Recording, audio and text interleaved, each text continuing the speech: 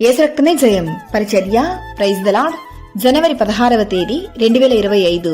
ఈరోజు దేవుని వాక్యము. యేసు వారి చెప్పిన మాట లక్ష్య పెట్టక భయపడకుము, నమ్మిక మాత్రం ఉంచమని సమాజ మందిరపు అధికారితో చెప్పెను.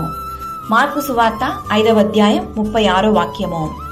అవును క్రీస్తునందు ప్రియులారా, ఒక సమాజ మందిరపు అధికారితో యేసు చెప్పిన మాటయే ఈ మాటలు.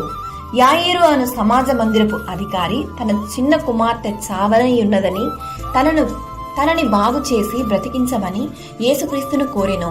ఇంతలో కొందరు వచ్చి, నీ కుమార్తె చనిపోయినది, ఇంక బోధకుని విసిగించవద్దు అని చెప్పిన తరువాత యేసుక్రీస్తు చెప్పిన మాటయే ఈ వాక్యము. భయపడకుము, నమ్మిక మాత్రం ఉంచమని యేసుక్రీస్తు చెప్పెను. నిజమే ప్రియులారా, ఈ మాట సమాజ మందిరపు అధికారిని, మరణ వార్త చెప్పిన వారిని, చుట్టూ ఉన్న వారిని ఈ మాట ఎంతో ఆశ్చర్యపరిచెను. చనిపోయిన కుమార్తెను యేసుక్రీస్తు ఎలా బ్రతికించగలడు అని. నమ్మకం, విశ్వాసం ప్రతి క్రైస్తవునికి వెన్నెముక వంటిది. దేవునిపై అపారమైన నమ్మకం పెట్టగలిగితే గొప్ప కార్యములను ఆయన మన జీవితంలో చేయగలడు. ఈ నమ్మకమే అబ్రహామును విశ్వాసులకు తండ్రిగా మార్చెను. ఈ నమ్మకమే చనిపోయిన వారిని సైతం లేపెను. దేవుని వాక్యం ఇలా సెలవిస్తుంది, నమ్ముట నీ వలనైతే నమ్మువానికి సమస్తము సాధ్యము.